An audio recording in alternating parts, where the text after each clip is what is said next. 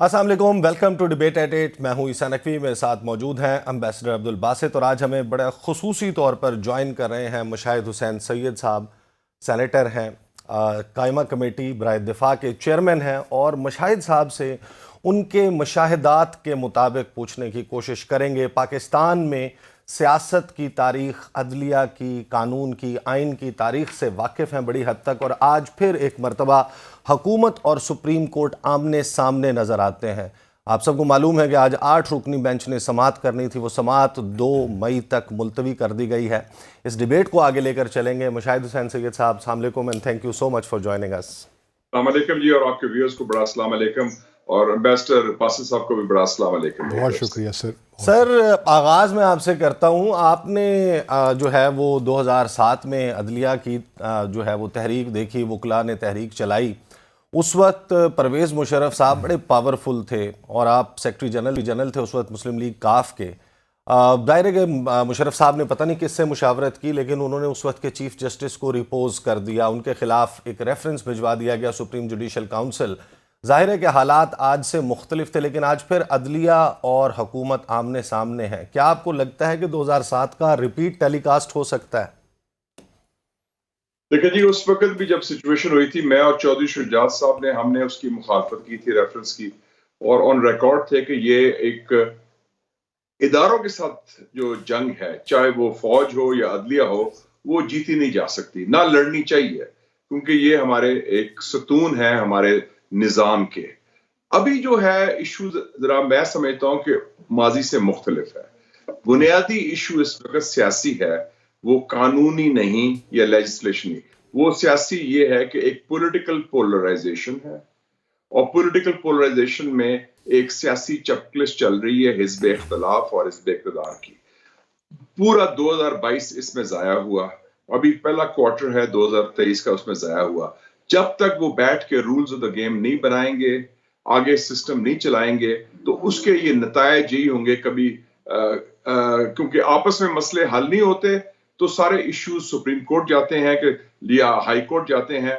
बुनियादी इशू वो है कि सियासतदान अपने मसाइल खुद हल करने में अभी तक नाकाम है, क्योंकि वो बैठ नहीं सके अक्रॉस द टेबल, नेगोशिएट नहीं कर सके, और कोई रूल्स ऑफ द गेम जो मैं कहता हूँ सेटल करें, ताकि आइंदा के इंतखाबात आजादाना हो और उसके नताइज सबको काबिल कबूल हो। तो रियल इशू, जो कोर इशू है, वो सियासी है, और जो सियासी चपकलिश है, जो पोलराइजेशन है, that is the core issue. और ये साइड इश्यूज उसमें आते हैं, कोई पार्लियामेंट का आ गया, सुप्रीम कोर्ट का आ गया, ये उसके नताइज हैं। सही। तो मुशाहिद साहब, आपके जो कॉलीग्स हैं ऑन बोथ साइड्स, मैं सिर्फ सेनेट की बात नहीं कर रहा, मैं कौमी असम्बली की बात भी कर रहा हूँ, आपकी सबसे मुलाकातें रहती हैं, क्या उनमें ये रियलाइजेशन नहीं है कि ये कोई 22-25 लोगों की इक़्तिदार की लड़ाई, इसमें 22 करोड़ अवाम यरगमाल बने हुए हैं, और आपने कहा 1 साल ज़ाया हो गया। क्या पाकिस्तान के अवाम के साल ज़ाया करना अफोर्ड कर सकता है ये मुल्क? कोई रियलाइजेशन नहीं है सियासतदानों में? मेरे ख्याल में कुछ लोगों में है, काफी लोगों में है। कुछ लोग उसका इजहार भी करते हैं, कुछ लोग शायद पूरा इजहार नहीं करते पब्लिकली, लेकिन एहसास जरूर है। और ये जो इस किस्म की लड़ाई है या पोलराइजेशन है, क्योंकि इससे जो लोगों का एतमाद है वो फिर एक जमहूरी निज़ाम से और सियासी क़यादत से उठ जाएगा। और मैं ये भी समझता हूँ कि इस वक्त एक बुहरान नहीं, कई बुहरान इकट्ठे हो गए हैं, चाहे वो माशी बुरान हो या दहशतगर्दी का इशू हो या फिर सियासी इशू हो, और उसमें गवर्नेंस भी आ जाती है, और उसके नताइज फिर दूरस होते हैं। अभी मैं चाइना से होके आया हूँ पिछले हफ्ते, और मुझे हमारे चाइनीज दोस्त जो पाकिस्तान के साथ चट्टान की तरह खड़े हैं, उनको भी बड़ी तशवीश थी कि, और उन्होंने भी उम्मीद की कि पाकिस्तान की जो क़यादत है, चाहे वो हुकूमत में हो या हिज़्ब इख्तिलाफ में हो, वो मुल्की मफाद और अवामी वफाद का सोचेगी पहले, बनिस्बत के ग्रोही, जाती या पार्टी वाबस्तगियों के हवाले से। ये चाइना वाला मामला मैंने स्पेशली सेकंड सेगमेंट में आपके साथ डिस्कस करना था, आपने छेड़ दिया। मैं आपको आप ही की एक गुफ्तगू का हिस्सा जो है वो सुनवाना चाहता हूँ, उसके ऊपर फिर बासित साहब और मैं आपसे कुछ सवालात करना चाहेंगे। प्रोड्यूसर साहब ज़रा सुनवाइएगा कि ये रियलाइजेशन मुशाहिद हुसैन सैयद साहब को तो आज से तकरीबन 1-1.5 महीना पी थी, सुनवाइए ज़रा। और ये जो है इक़्तिदार की कशमकश, चाहे हिज़्ब इख्तिलाफ हो या हिज़्ब इक़्तिदार हो, इसमें मैं पार्टी की बात नहीं कर रहा, we are talking of Pakistan. is the future of Pakistan today, not about any government. Government تو آنی جانی چاہیے. یہ ویسے بھی لوری لنگڑی گورنمنٹ ہے بیچاری, اٹس جسٹ مڈلنگ تھرو, روز گالیاں پڑ رہی ہیں, جوتے پڑ رہے ہیں. کیا رہ گیا اس گورنمنٹ کا سنبھالنے کا؟ میرا تو خیال ہے بہتر ہے کہ اناؤنس کریں الیکشن اور آگے جائیں. بالکل صحیح بات ہے جی, آپ نے مطلب ہے کہ let's speak the truth and about the future of Pakistan, اس کو آگے لے کے چلیں. اگر نہیں کریں گے تو دین دیر بی اے ویکیوم, پھر کوئی اور آ جائے گا, جنرل آئندہ خان آ جائے گا یا نیشنل گورنمنٹ آ جائے گی اور سب روئیں گے کہ جمہوریت کی بحالی کریں. تو I think the time has come to. Mushahid صاحب یہ بتائیے گا, وٹ آر مور زیادہ چانسز کیا ہیں, جنرل آئندہ خان آ جائے گا یا پھر آپ کو لگتا ہے کہ کوئی عبوری سیٹ اپ جو بڑا طویل ہوگا؟ دیکھیں جی, یہ کوئی راکٹ سائنس نہیں. پاکستان کا تجربہ ہو چکا ہے اور بڑا تلخ ماضی میں تجربہ ہوا ہے. 1977 میں ایک پولرائزیشن بڑی سخت ہوئی. ذوالفقار علی بھٹو صاحب کی گورنمنٹ تھی, پی این اے اس کے مد مکمل تھے, اور آپ کو یاد ہو, آپ شاید بہت چھوٹے تھے اس وقت, باسط صاحب کو شاید یاد ہوگا, یہ بھی ینگ اسٹوڈنٹ تھے ہماری طرح اس زمانے میں, کہ ایک سعودی سفیر تھے ریاض الخطیب, انہوں نے میڈیشن کی, انہوں نے مسائلت کی کوشش کی, لیکن وہ ناکام رہی اور آپ نے دیکھا کہ ملٹری کو ہو گیا.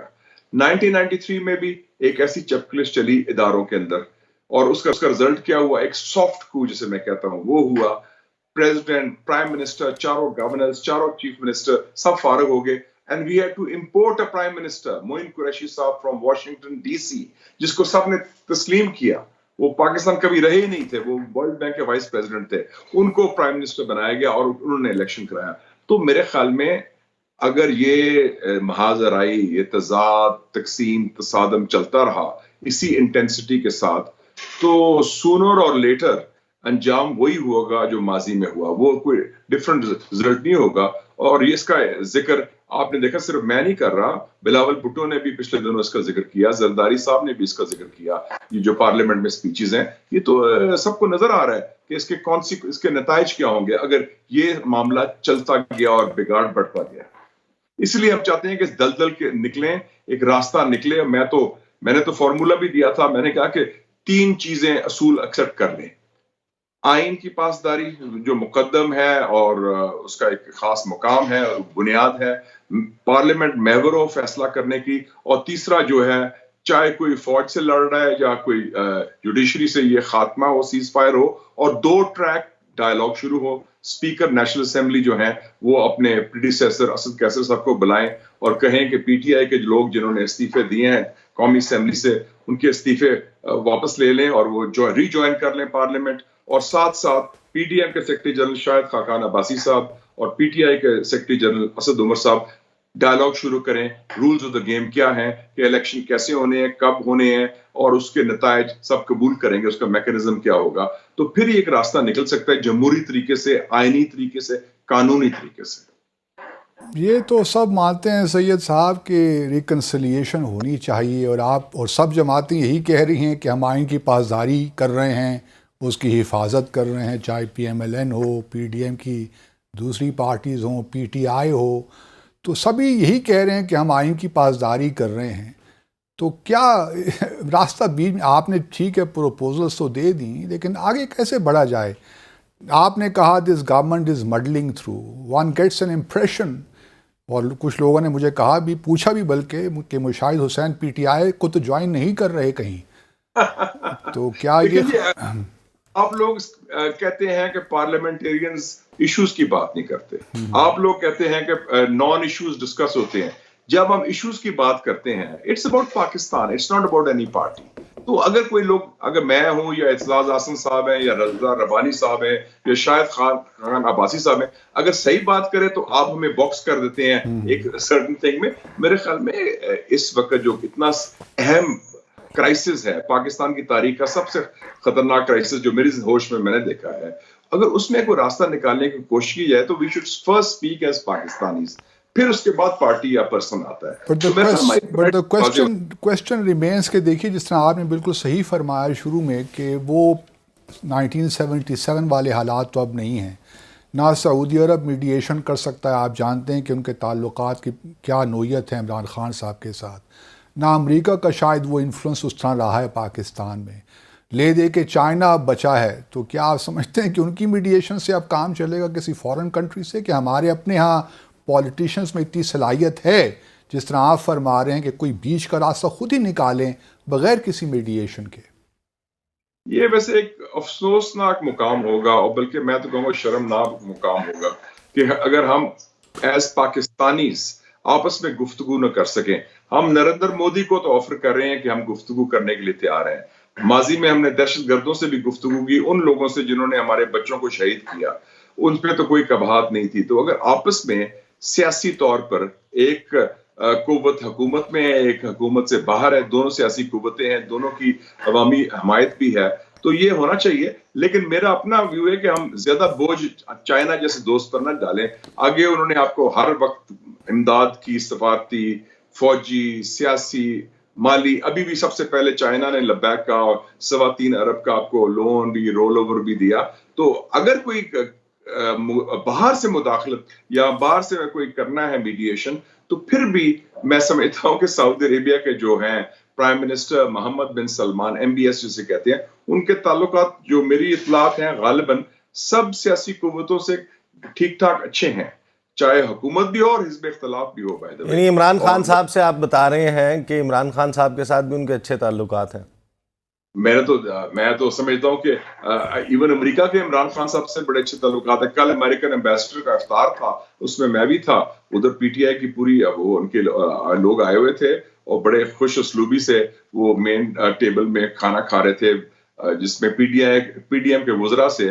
تو میں نے مذاق سے امریکن ایمبیسڈر کو کہا، میں کہا جی ایمبیسڈر صاحب آپ کیا کوئی نیشنل یونٹی گورنمنٹ بنا رہے ہیں؟ ساری پارٹیز اس میں شامل ہو گئی ہیں آپ کے ساتھ، ایک ٹیبل پر کھانا بھی کھا رہی ہیں، افطاری بھی کر رہی ہیں اور نماز بھی اکٹھے پڑھ رہے ہیں وہ افطاری کھولنے کے بعد. تو ایسا کوئی اتنا نہیں. میرے یہ جو نیشنل یونٹی تو ایمبیسڈر صاحب راستہ نکل سکتا ہے میرے خیال میں، تھوڑا سا ہمیں ذرا وسیع سوچ اور دل بڑا کرنا پڑے تو گا. جو نیشنل یونٹی گورنمنٹ ہے، یہ جو آپ کی تجویز ہے یا آپ کے ذہن میں جو خاکہ ہے، یہ الیکشن تک ہوگی کہ الیکشن سے بیونڈ کی ہم بات کریں، 2 سال یا 3 سال کی ہم بات کر رہے ہیں؟ یہ تو میں نے ان کو مذاق سے کہا تھا کہ میں کیا are you trying to cobble a national unity government؟ وہ تو میں نے مذاق سے ان کو کہا تھا. نہیں، آپ نے تو تقریر میں بھی کہا نا نیشنل سر، آپ نے مذاق میں کہا بالکل. آپ مجھے یہ بتائیے، یہ تو باقاعدہ بڑی سیریس قسم کی چیم گوئیاں تھیں، سرگوشیاں تھیں. These were the active gossips in شہر اقتدار کے. جو عبوری سیٹ اپ ہوگا اس میں مشاہد حسین سید صاحب جو ہیں وہ 2 سال کے لیے بہت ہی کلیدی کردار ان کا ہوگا. دیکھیں جی، ہاؤ ٹرو از دس؟ میں گوسپ اور ریومر پر بات نہیں کرتا، میں فیکٹس پر بات کرتا ہوں. You are entitled to your opinion. میں فیکٹس پر بات کرتا ہوں. فیکٹس یہ ہیں کہ اس وقت جو کرائسس ہے اس کا جو حل ہے، میں نے تو ایک فارمولا دے دیا آپ کے سامنے بھی، آپ کو بڑا انٹرسٹنگ فارمولا ہے بائی دی وے جی، اور ڈویبل ہے. یہ کوئی ایک میڈ ان پاکستان، پاکستانیوں کا سولوشن ڈھونڈے. جیسے وہ باسط صاحب نے بھی سوال کیا تھا کہ کیا ہم باہر دیکھیں. میرے خیال میں باہر 77 میں سعودی عربیہ نے کیا تھا، 1988 میں جب پوسٹ زیاد ٹرانزیشن ہوئی تھی وہ امریکنز نے کی تھی، امریکن ایمبیسڈر تھا اوکلے، انہوں نے کرائی تھی. تو میرے خیال میں اب we have grown up. 75 years of Pakistan ہم منا رہے ہیں اس سال. تو کم سے کم اگر سیاسی قیادت، ہم کہتے ہیں ہم قائدین ہیں، ہم لیڈرز ہیں، ہم اپنی تقدیر کے فیصلے، اپنے مستقبل کے فیصلے، جمہوریت کے استحکام کے فیصلے پاکستان کی عوام کے لیے اگر ہم خود نہیں کر سکتے تو یہ تو بہت بڑا فیلئر ہوگا. آپ نے ایک اور بھی بات کی اپنی تقریر میں کہ الیکشنز کروائیں. کیا آپ واقعی سمجھتے ہیں کہ وداؤٹ ریکنسلیشن کوئی تھوڑا ٹیمپریچر نیچے آئے، اس کے بغیر اگر الیکشنز بھی ہو جاتے ہیں تو اس سے کوئی فضا بہتر ہو جائے گی ملک کی؟ نہیں، میں نے ساتھ کہا ہے نا، پرووائزو دیا ہے، رولز آف دا گیم، کہ وہ پہلے آپ سیٹ کریں، نیگوسیشن ہو. جیسے میں نے کہا کہ دونوں پارٹیز کے درمیان، چاہے وہ ان کے سیکرٹری جنرل ہو یا جو بھی کریں، وہ rules of the game set کریں. وہ کولنگ آف پیریڈ ساتھ ہی ہوگا، اور تاکہ جو میکنزم اگری ہو، اور اس الیکشن نتائج کا بھی قبول کرنا بڑا ضروری ہے. کیونکہ یہ نہ ہو امبیسڈر صاحب کہ الیکشن تو ہو جائیں، ماضی میں بھی ہوتے ہیں الیکشن، ہم کہیں کہ ایک سائڈ نے جیتنا ہے، ایک نے ہارنا ہے، وہ کہیں کہ ہم الیکشن ریزلٹس نہیں مانتے، تو پھر کیا رہ جائے گا؟ مشاہد صاحب، مجھے بڑی election result should also be accepted. صحیح. وہ ضروری ہے. مجھے بڑی شارٹ کمرشل بریک لینی ہے, اس کے بعد آپ کے ساتھ چند بہت ہی اہم سوالات ہیں جو کرنے ہیں. بریک کے بعد ملاقات. Welcome back after the break. Senator Mushahid Hussain Syed صاحب ہمارے ساتھ موجود ہیں. اب سے تھوڑی دیر پہلے ہمارے ہی پروگرام میں انہوں نے ایک بڑا انٹرسٹنگ فارمولا پیش کیا ہے. یہ جو پولیٹیکل ٹیمپریچرز اس وقت بوائلنگ پوائنٹ پر پہنچے ہوئے ہیں, جو سیاسی کشمکش ہے, مارا ماری کی صورتحال ہے, اس کو کول ڈاؤن کرنے کے لیے مشاہد صاحب فارمولا تو آپ نے بڑا زبردست جو ہے وہ پیش کیا ہے اور اپیرنٹلی ڈویبل بھی لگتا ہے, لیکن پاکستان میں اس قسم کے سیاسی مذاکرات وہ کہیں نہ کہیں اسٹیبلشمنٹ کا کردار نہ ہو, گارنٹرز موجود نہ ہو, تب نہیں ہوتا. تو اسٹیبلشمنٹ کس موڈ میں نظر آتی ہے اس وقت پاکستان کو سیاسی الجھاؤ سے باہر نکالنے کے لیے؟ دیکھیں جی, سب سے پرنسپل سٹیک ہولڈر سیاسی جماعتیں ہیں, پارلیمنٹ ہے, اور جن کا سٹیک ہے اگلے الیکشن میں, جنہوں نے الیکشن لڑنا ہے یا جیتنا ہے, جو بھی کرنا ہے. تو میرے خیال میں اگر ہم یہی کنونکشن ہو جائے کہ the road to اسلام آباد lies through راولپنڈی, تو اپنے سیاستدانوں میں بھی دم ہونا چاہیے کہ ہم خود فیصلے کریں. ماضی میں بھی سنا ہے, عمران خان صاحب کہتے رہے کہ دیکھیں جی وہ ISI یہ کر رہی تھی, جنرل فیض یہ کر رہا تھا, جنرل باجوہ یہ کر رہا تھا. ہم میرے خیال میں خود فیصلے کرنے کی قوت رکھیں, اپنے پاؤں پر کھڑے ہوں. اگر الیکٹڈ گورنمنٹ کہتے ہیں, ہم اب لیڈرز کہتے ہیں, we should show leadership. Pakistan کی تاریخ کا سب سے بڑا قومی سلامتی کا فیصلہ کون سا تھا؟ نیوکلیر بوم بنانا. ذوالفقار علی بھٹو ایک سیولین تھا, انہوں نے کیا. مکمل ایک سیولین نواز شریف صاحب نے کیا, اور ان کو کوئی اسٹیبلشمنٹ کا کوئی اس میں دباؤ نہیں تھا, کوئی زور نہیں تھا, یا کوئی پریشر نہیں تھا. تو اگر اتنے بڑے ہم فیصلے کر سکتے ہیں, اگر ہمت حوصلہ ہو, تو یہ تو ملک کی بات ہے جی, یہ ملک کی عوام کے افلاح کی بات ہے کہ اگر ہم مل بیٹھ کے مسئلے حل کریں. تو اگر ہم نہیں کر سکیں, ہمارا فیلئر ہے. اسٹیبلشمنٹ تو میرا بعد میں آتی ہے, پہلے ہماری اپنی ول اور ویژن ہونا چاہیے کہ اس دلدل سے سیاسی قیادت اس کو نکالے. صحیح. مشاہد صاحب, آپ ڈیفنس کمیٹی کو ہیڈ کرتے ہیں, سینٹ کی بڑے امپورٹنٹ پوزیشن ہے. تو پاکستان کی آرمی کی کمانڈ میں ایک بڑی تبدیلی آئی ہے, ہمارے ہاں نئے آرمی چیف ہیں. تو کیا آپ کی نئے آرمی چیف سے اب تک کوئی ملاقات ہوئی؟ جی, میری کوئی ملاقات. اچھا, آپ کی کوئی ملاقات نہیں ہوئی. اچھا, ہم صرف جب ہمیں انوائٹ کوئی کرے, ہم خود ملاقات نہیں سیکھ کرتے کسی کے ساتھ. صحیح. آپ کو بلایا بھی نہیں گیا ابھی تک؟ جی, کوئی ضرورت نہیں پڑی بلانے کی. ابھی کوئی ایسی خاص بریفنگ نہیں ہوئی. آپ نے ان سے پوچھا نہیں کہ یہ الیکشن کے لیے کیوں پرسنل نہیں دے رہے الیکشن کمیشن کی ریکویسٹ کے باوجود بھی؟ وہ کام منسٹری آف ڈیفنس کا ہے, ان سے پوچھنے کا, منسٹری آف ڈیفنس کا. صحیح. اچھا مشاہد صاحب, ایک کوئی کامنٹ آپ کا چاہیے. جو حکومت تعاون نہیں کر رہی الیکشن کروانے کے حوالے سے, اس کے بعد پھر میں آپ سے ذرا چین کے حوالے سے کچھ بہت ہی اہم بات پوچھنا چاہتا ہوں. ذرا پہلے کوئی کامنٹ دے دیجیے گا. سینٹ کی کمیٹی نے ریجیکٹ کر دیا بل, قومی اسمبلی کی کمیٹی نے وہ بل ریجیکٹ کر دیا جس بل کے تحت الیکشن کمیشن کو 21 ارب روپے جاری کیے جانے تھے. تو یہ حکومت جس طریقے سے اس سارے معاملے کو جو ہے وہ ڈیلیئنگ ٹیکٹکس استعمال کر رہی ہے, how do you see that? یہ پھنس گئے ہیں, ان کو لگتا ہے ان کی شکست یقینی ہے عمران خان کے ہاتھوں, یا کوئی اور وجہ ہے؟ دیکھیں جی, بات یہ ہے کہ بیسک تو ایشو ہے, میں واپس آتا ہوں, پولیٹیکل ہے. لیکن جو الیکشن کا بات ہے, no political party worth its salt can run away from elections. کیونکہ الیکشنز تو ایک لائف بلڈ ہے ایک سیاسی جماعت کا. الیکشن کے ذریعے آپ پاور میں آتے ہیں. پاکستان خود الیکشن کی پیداوار ہے. قائد اعظم نے کوئی بندوق کے ساتھ پاکستان نہیں بنایا, یا برٹش نے تشدد میں نہیں دیا. ڈیموکریٹک پروسیس کے ذریعے, الیکشن کے ذریعے, ریفرنڈم کے ذریعے, ووٹ کے ذریعے پاکستان بنا. لیکن مجھے یاد آ رہا ہے, آپ نے چونکہ سوال پوچھ لیا, جب میں یہ بڑا آپ سے بھی چھوٹی عمر تھی, I was in my 20s, I was editor of the Muslim, general Zia صاحب کا دور تھا. تو اس زمانے میں جنرل ضیاء نے کہا تھا کہ الیکشن اس وقت ہوں گے جب مثبت نتائج آئیں گے. تو میرے خیال میں جنرل ضیاء صاحب تو چلے گئے, وہ تو تاریخ کا حصہ بن گئے, ان کو تنقید بھی بڑی ہوتی ہے کہ ڈکٹیٹر ہیں, لیکن ان کی سوچ غالباً غالب ہے کچھ ابھی بھی آج کے دور میں بھی, کہ وہ مثبت نتائج کی بات ابھی تک لوگ سوچتے ہیں. تو کیا آپ دیکھ رہے ہیں کہ 8 اکتوبر تک الیکشنز ہو جائیں گے, کہ آپ کے بھی دل میں کچھ خدشات ہیں کہ شاید یہ اکتوبر میں بھی الیکشنز نہ ہو پائیں؟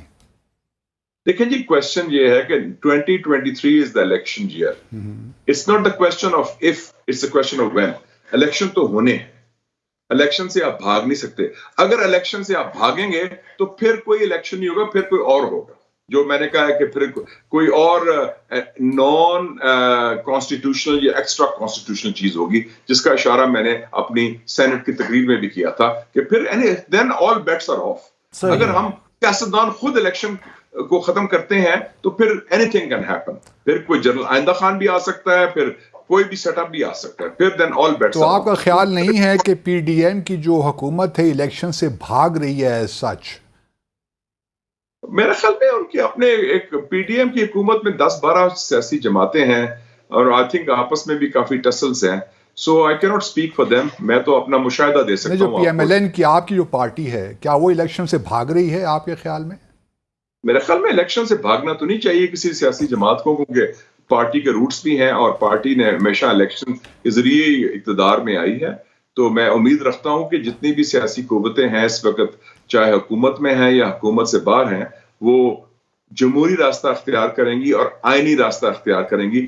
کیونکہ اگر ہم خود جمہوریت اور آئین کو پاسداری نہیں کریں گے تو باقی جو لوگ ہیں وہ یہ سفارتی سوالات کا اور سفارتی جوابات کا تبادلے میں تھوڑا سا رکھنا ڈال دیتا ہوں.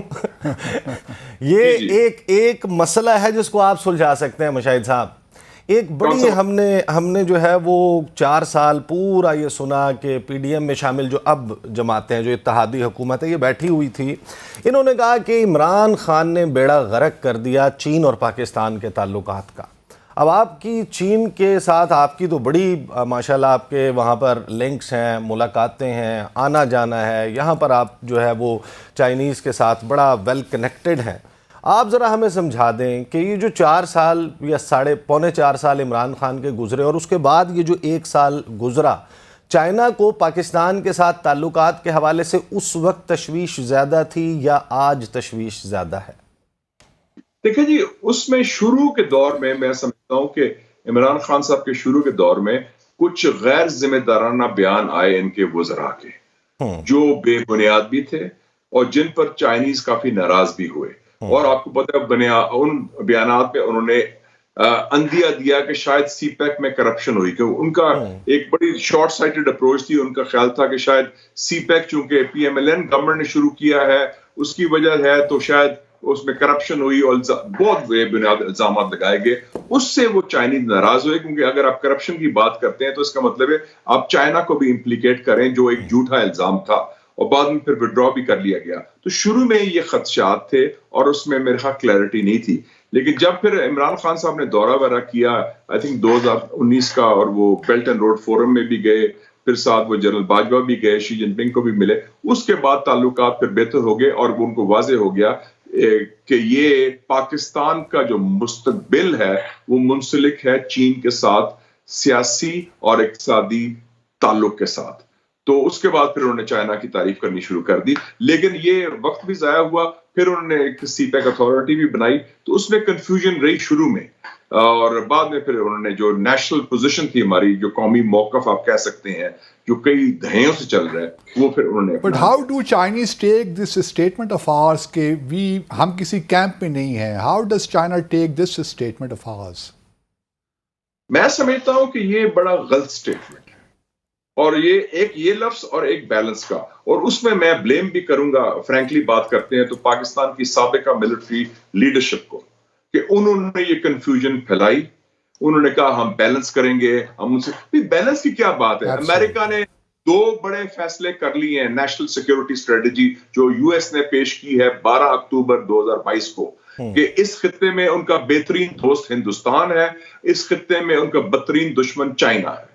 اگر یہ 2 اور نیشنل سیکیورٹی اسٹریٹجی میں پاکستان کا کوئی ذکر نہیں, تو اس حوالے سے اس میں بیلنس کی کیا بات کرتے ہیں. آپ دیکھتے ہیں آپ کے مفادات کس سے منسلک ہیں, اور میرے خیال میں انفارچونیٹلی لوگوں کے جو ذاتی تھے, شاید کوئی ایکسٹینشن کا ایشو تھا یا کیا تھا, امریکہ کی خوشنودی حاصل کرنی تھی, اس سے ہم نے کم سے کم مکس سگنلنگ سے نقصان ہوا. اور بلکہ نہیں صرف چائنا, بلکہ میں سمجھتا ہوں کہ کشمیر اور ہندوستان پر بھی اسٹریٹجک کلیئرٹی نہیں تھی.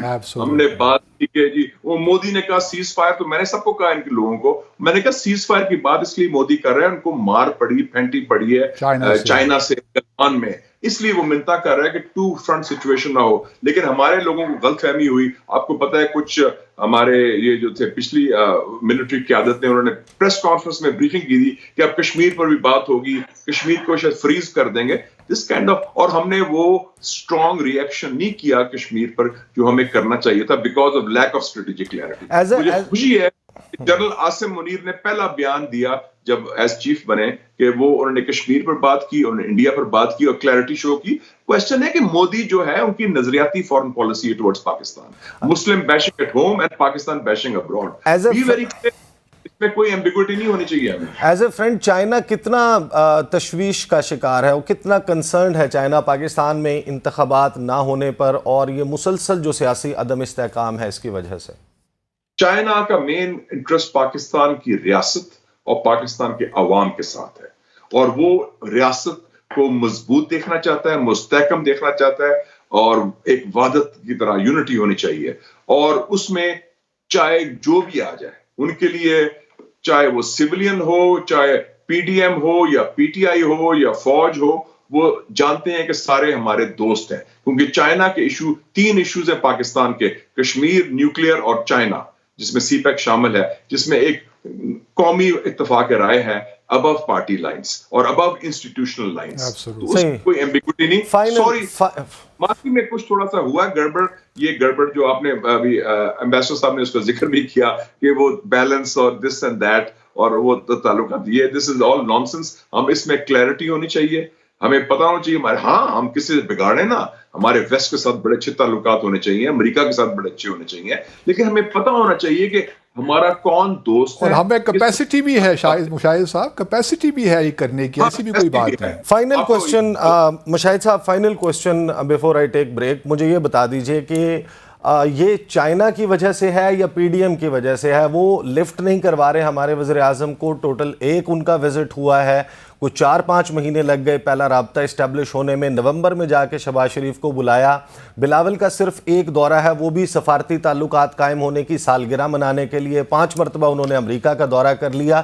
یہ جو سرد مہری ہے, یہ جو آپ کو لگتا ہے کہ ایک برف جو ہے وہ جمی ہوئی ہے, جمتی ہوئی نظر آتی ہے, آپ بھی اسی طرح ریڈ کرتے ہیں سچویشن کو یا میں اوور ریڈ کر رہا ہوں؟ نہیں, آپ اوور ریڈ کر رہے ہیں, کیونکہ چائنا میں اکتوبر میں 16 اکتوبر کو 20th پارٹی کانگریس تھی.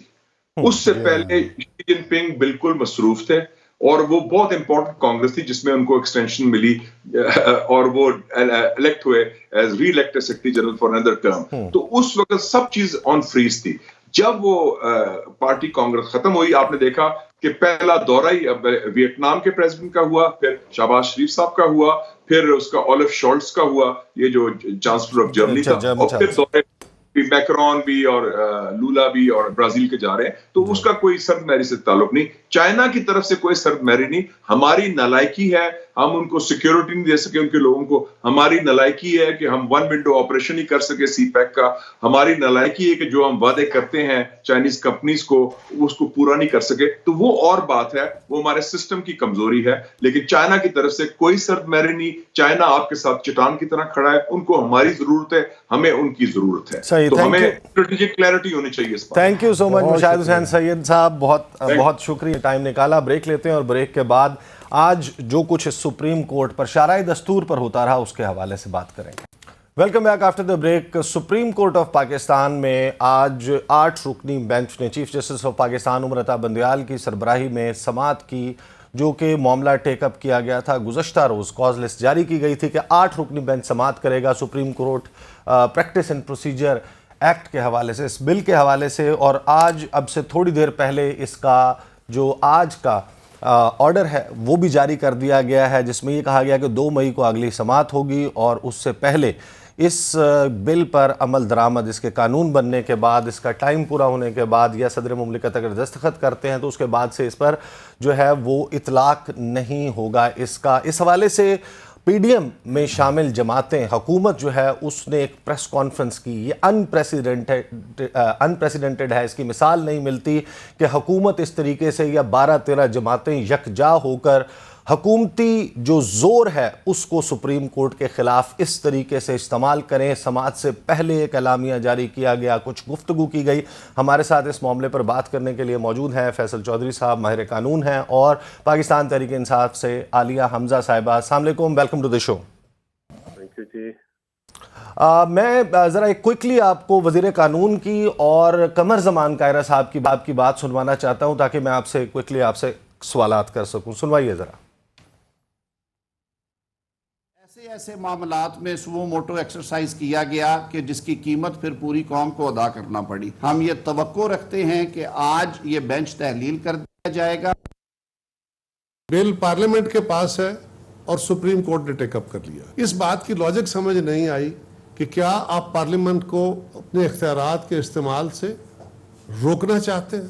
دنیا کے کسی ملک میں کبھی ایسا ہوا ہے یا ہم قبول کر لیں گے؟ آج یہ بینچ بنا کے ایک تو پارلیمان کو اس کے اختیارات کو روکنے کی یہ جو صحیح ہو رہی ہے یہ بالکل قابل قبول نہیں. میں ایک سیاسی کارکن ہوں, میں واضح طور پہ کہہ رہا ہوں کہ اس کے اوپر جو بھی ہمارے اوپر عذاب گرے اس کے اوپر کمپرومائز نہیں کر سکتے. فیصل چودھری صاحب, قمر زمان کائرہ کی وزیر قانون کی آپ نے بات سنی. وہ یہ کہہ رہے ہیں کہ مزاحمت کریں گے, اس کو نہیں چلنے دیں گے. آپ یہ سچویشن کس طرف جاتی دیکھ رہے ہیں؟ سپریم کورٹ پر اعتماد نہیں کر رہی حکومت. یہ حکومت تو بیسیکلی کائرہ صاحب بھی پیپلز پارٹی نون لیگ گروپ ہے نا, تو یہ تو ایک ہی آواز ہے. دیکھیے پہلی دفعہ کوئی ادارہ دوسرے ادارے پہ پارلیمنٹ اس طرح سے اور ایگزیکٹو مل کے اس طرح سے حملہ آور ہے. دیکھیے ایسا یہ جو بل ہے یہ سپریم کورٹ کے ضروری معاملات میں مداخلت ہے. اس میں کوئی شک کی بات نہیں ہے کہ سو موٹو کو ریگولیٹ کرنے کی ضرورت ہے اور شاید بینچ بنانے کی پاور بھی جو ہے وہ اس کو ریگولیٹ کرنے کی ضرورت ہے. لیکن جو مینر, میتھڈ اور ٹائمنگ جو ہے اس پہ شدید تحفظات ہیں. لیگل فرٹرنیٹی کو بھی تحفظات ہیں. آپ نے دیکھا آج پاکستان بار کونسل کی جو اسٹرائک کال تھی وہ کس طرح سے برش اسائڈ ہو گئی. کسی بار نے, کسی وکیل نے اس پر توجہ نہیں دی. جب آپ عدلیہ کے اوپر حملہ کرتے ہیں, کبھی آپ نے سنا ہے کہ ایسی ریزولوشن پاس ہوئی ہو کہ جی ہم نے سپریم کورٹ کے آرڈر پہ عمل درآمد نہیں کرنا؟ یہ تو فسطائیت ہے نا. یہ تو بالکل آپ بالکل امریت سے بھی بڑھ گئے ہیں. کبھی بھی ایسا نہیں ہوتا, کبھی بھی یہ حکومتیں ایسا نہیں کرتی. یہی سو موٹو تھا جس کو ابھی اعظم نذیر طارق صاحب بہت جو ہے وہ لتاڑے تھے. تو اسی سو موٹو کے نتیجے میں تو وہ حکومت میں وزیر قانون بن کے بیٹھے ہوئے, ورنہ تو یہ اپوزیشن میں تھے. تو یہ جو سو موٹو لیا تھا ان 3 ممبر اسی چیف جسٹس نے لیا تھا. انہی چیف جسٹس نے بینچ بنایا تھا جو قاسم سوری کی رولنگ پہ تھا. انہی نے اس پہ اپنا پروسیڈنگز کی. لیکن جو اس وقت آپ وزیر اعظم عمران خان تھے ان کی تقریر سن لیں. انہوں نے کہا کہ مجھے مطمئن نہیں ہوں لیکن سپریم کورٹ حکم ہے, ہم عمل درآمد کریں گے. نظام ہے, نظام میں سپریم کورٹ فیصلے کرے گی, شاید غلط بھی کرے, اس میں بھی کوئی دوسری بات نہیں کر سکتی. بعض اوقات فیصلے غلط ہو جاتے ہیں. لیکن یہ کہنا کہ ہم محاذ آرائی کریں گے, ہم فیصلہ نہیں مانیں گے, ہم کسی کو جو ہے اس کو ہم کرنے نہیں دیں گے, ایسی باتیں جو ہیں یہ کس کی اما پہ کر رہے ہیں, کس کی شہ پہ کر رہے ہیں, اور یہ نہیں ہو سکتا. اور سپریم کورٹ نے کیا کیا ہے آئین کے مطابق, آئین میں جو سپریم کورٹ نے نظریہ ضرورت کے ساتھ نہیں کرے. یہ پی ڈی ایم کی جماعتیں جو ہیں یہ نظریہ ضرورت کے ساتھ کری ہیں. یہ کہتے ہیں الیکشن نہیں کریں گے کیونکہ ہم ان پاپولر ہیں, ہماری ضرورت ہے کہ اس وقت الیکشن نہ ہو, لہذا الیکشن نہ ہو. ایسے تو نہیں ہوتا. جب اس آپ کا بھی میرا بھی اختلاف ہو سکتا ہے. آئین ہوتا ہے کہ جب 2 فریقین اختلاف کریں تو اس کے میں ایک میکانزم موجود ہوگا, آپ اس پہ عمل درآمد کریں گے. بیئر منیمم کنسنسس یہ ہوتا ہے کہ ہم آئین کے مطابق چلیں. تو یہ حکومت جو آئین کے مطابق نہ چلنے کا اندیہ دے کے یہ تو امریت کی بھی حدیں پار کر چکے ہیں, آئین شکنی کی بھی حدیں پار کر چکے ہیں. صحیح. عالیہ صاحبہ مجھے یہ بتائیے گا کہ پاکستان تحریک انصاف جو ہے وہ عمران خان صاحب نے بارہا یہ اعلان کیا کہ اب الیکشنز کا فیصلہ آ گیا ہے سپریم کورٹ آف پاکستان کی طرف سے, ہم جو ہے وہ کھڑے ہیں پیچھے, عدلیہ کے پیچھے کھڑے ہیں, وکلاء کھڑے ہیں ان کے ساتھ, اور اب اس فیصلے پر عمل درآمد ہوگا. لیکن اس فیصلے کو تو جو کچھ ہوا, آج قائمہ کمیٹی دونوں قومی اسمبلی اور سینٹ کی, وہاں سے انہوں نے کہا کہ ہم 21 ارب روپے نہیں دے سکتے. تو اب آپ کے پاس کیا آپشن رہ گیا ہے؟ اور آپ جو کہہ رہے ہیں کہ ہم ان کے پیچھے کھڑے ہوں گے, ہم ان کی طاقت بنیں گے, وہ آپ کیسے کریں گے؟ جی بسم اللہ الرحمن الرحیم. تھینک یو عیسیٰ. سب سے پہلے تو میں 1 منٹ میں یہ جو پریس کانفرنس ہے نا اس کے بارے میں ذرا بات کر لوں. آپ نے وہ پریس کانفرنس دیکھی تھی, اس میں آدھے سے زیادہ جو چہرے تھے ان کو تو لوگ پہچانتے ہی نہیں تھے. ان میں سے منتخب کون تھا؟ जिन्हें अवाम ने मुंतखब भी नहीं किया, वो बैठकर सुप्रीम कोर्ट के ऊपर हमला कर रहे थे। एक सेनेटर बैठे हुए थे, दूसरे उनके साथ कायरा साहब वो बैठे हुए थे जो कल तक शरीफों की करप्शन के किस्से हमें बताया करते थे, और ये बताया करते थे कि उन्हें सुप्रीम कोर्ट से जो सजाएं मिली हैं उनकी आसान जबान में तशरीह क्या है। आज यही लोग बैठकर सुप्रीम कोर्ट के ऊपर हमले कर रहे थे।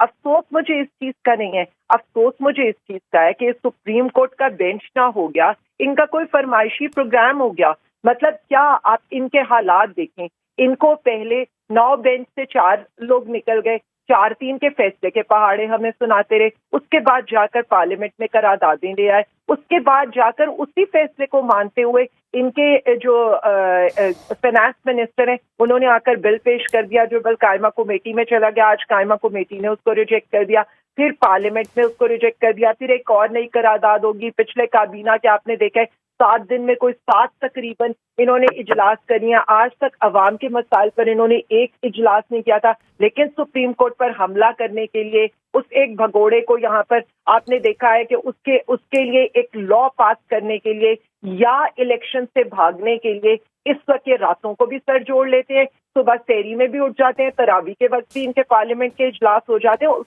पार्लियामेंट की कोई अहमियत नहीं है। दूसरी चीज, ये कहाँ से ये भूल जाते हैं 81B भी एग्जिस्ट करता है, 81D भी एग्जिस्ट करता है। मतलब अगर ये किसको ट्रक की बत्ती के पीछे लगा रहे हैं, ये जो कायमा कमेटी ने कहा है कि इलेक्शन फंड से इनकार, this is just a political gimmick जो ये कर रहे हैं, क्योंकि आर्टिकल 81 तो क्लियर है, इलेक्शन के अखराजात बराए रात चार्ज होते हैं, these are the charge expenditures, और इन पर ना वोटिंग का कोई जवाब है, ना पार्लियामेंट की किसी अप्रूवल की जरूरत है। और मेरा ये ख्याल है कि कल को जब वहां पर पेश होंगे सेक्रेटरी फाइनेंस, जो इन्होंने जिनका नाम ECL में डालना चाहिए था, जैसे 9 अप्रैल को इन्होंने जो एयरपोर्ट्स हैं उनके ऊपर थ्रेट इशू कर दिए थे, लेकिन जब वो पेश होंगे या जब वहां पर स्टेट बैंक के जो गवर्नर पेश होंगे तो वहां पर ये पता चल जाएगा कि कितने 20 अरब रुपए 11,200 अरब का जो इस वक्त बजट है उसमें से ये सिर्फ 20 अरब नहीं निकाल पा रहे हैं। सही और सही आलिया साहबा, मैं आपके पास वापस आता हूँ। फैसल चौधरी साहब, आज आपके ऊपर बड़ा एक संगीन इल्ज़ाम लगाया गया है। वज़ीर आज़म के मशीर हैं अता तारड़ साहब, वो कहते हैं कि आप हैं वो शख्स जो कि चीफ जस्टिस ऑफ पाकिस्तान और तहरीक इंसाफ के दरमियान पैगाम रसानी का काम कर रहा है। आप इसका जवाब अगर दे दें तो मुझे बताइए, what's your position on it? खता तारड़ की हर फजूल बात का जवाब देना जरूरी है ऐसा तो नहीं, बट वो वज़ीर आज़म के मशीर हैं, he is on a very serious position. वैसे उसके मशीर, वैसे उनकी गुफ्तगू गैर संजीदा, गैर मंतकी, अपना ना उसमें कोई बात है, उसको ये उसका क्या जवाब दूँ? फजूल तरीन बात है। चीफ जस्टिस और मैं पैगाम रसानी PTI की अगर मैंने करनी है तो मतलब ये अजीब गरीब, असल में ये हो गए हैं आवाज बागता, और ये अपना अनपॉपुलर है, इनको डर लगा हुआ है मुस्तरद होने से। ये फिर जो भी ऑल फॉलोअर और उस शख्स को जिसको घर में कोई सीरियस नहीं लेता, मैं उसका जवाब क्यों दूं? Why should I waste my time? तो और मतलब आप बैठे और मैं बैठे हो तो खूबसूरत बात होनी चाहिए। चले खूबसूरत अब बातें आज ना आज फैसल चौधरी साहब, आज बातें जो है वो खूबसूरत नहीं है। सोशल मीडिया के ऊपर कुछ चीज़ें चल रही हैं, there is an active gossip in the town कि आज सुना है कि सुप्रीम कोर्ट टी रूम में जो है वो कोई मामलात, तलखी बहुत बढ़ गई जजेस के दरमियान। आप तक भी कोई ऐसी इतला पहुंची है? टी रूम के वाकयात जो है या टी रूम की बात जो है वो बाहर ना मुझे तो उसमें पता नहीं है, ना ही मैंने कभी दिलचस्पी रखी है। मेरा मामला तो कोर्ट रूम तक होते हैं बतौर वकील, जो कोर्ट रूम में होता है वही मेरी दिलचस्पी का बायस है। पीछे जैसा बन के अपने मामला वो क्या करते हैं क्या नहीं करते, उसमें क्या तबसरा साजी करने की क्या जरूरत है? वो जैसा बान है, इंटरनल मामला है, सुप्रीम कोर्ट जाने उनका काम है। सही। अच्छा, बस मुझे क्विकली ये बता दीजिएगा कि कल जो है वो नोटिस हुए हुए हैं सेक्रेटरी इलेक्शन कमीशन को, DG लॉ इलेक्शन कमीशन को, गवर्नर स्टेट बैंक को, उनके एक सीनियर ऑफिसर को, सेक्रेटरी ख़जाना को, ख़जाना की एक अहम अफसर जो है उनको बुलाया गया है। इम्प्लीमेंटेशन के हवाले से बात होगी। ये अब जो 2 बिल्स रिजेक्ट कर दिए हैं कौमी असम्बली और सेनेट की कायमा कमेटियों ने, where do you see it going? क्या तौहीन की तरफ, तौहीन अदालत की तरफ मामला लेकर जाएगा ये 3 रुकनी बेंच? पार्लियामेंट का ऐसा उसमें लेना देना कुछ नहीं है, वो तो सब्सिडरी ग्रांट है, वो तो सीधी ये जो वजारत खजाना के लोग हैं आर्टिकल 81 में भी जो है वो सुप्रीम कोर्ट के पास पावर्स हैं, या ये कल पैसे देंगे या ये यहाँ से जीत जाएंगे, तीसरी ऑप्शन ही कोई नहीं है। सही। आलिया हमजा साहिबा जी, अपने हुक्म पे अमल दरामद ना करके सुप्रीम कोर्ट ने खत्म होना, और आज जो है वो मैसेज लाउड एंड क्लियर है कि जो भी सुप्रीम कोर्ट के मामलात में मुदाखलत करेगा वो उसको कोई नहीं करने दी जाएगी। तो आज 8 जजेस ने ये बताया है, तो इसको जो है आई होप के सारे सीरियस लेंगे, वरना कल यहाँ से जेल भी जा सकते हैं। सही। आलिया हमजा साहिबा मुझे बता दीजिएगा कि कल भी समाअत होने जा रही है, फिर ऑनवर्ड ये केस चलना है। एतजाज़ अहसन साहब ने कॉल दी थी कि वकला पहुँचे हैं, आपकी तरफ से भी जो है वो इसी किस्म की वाइब्स आ रही हैं कि पीटीआई भी तैयारी कर रही है। तो अब ये क्या मजमा लगेगा शरह दस्तूर पर वकला को आना पड़ेगा, सुप्रीम कोर्ट के फैसले की इम्प्लीमेंटेशन के हक़ में मुजाहरे करने पड़ेंगे? देखिए, मैं सिर्फ इतना समझती हूँ कि सुप्रीम कोर्ट ने जो कल का फैसला दिया है ना, और जो कल जिस तरह से उनका जो पॉइंट नंबर 3 और पॉइंट नंबर 5 है, वो कैटेगोरिकली इस बात को क्लियर कर रहा है कि यहाँ पर आइन शिकनी की गई है, सुप्रीम कोर्ट की हुक्म अदूली की गई है, और उसके कॉन्सिक्वेंसेस आप भी जानते हो और मैं भी जानती हूँ।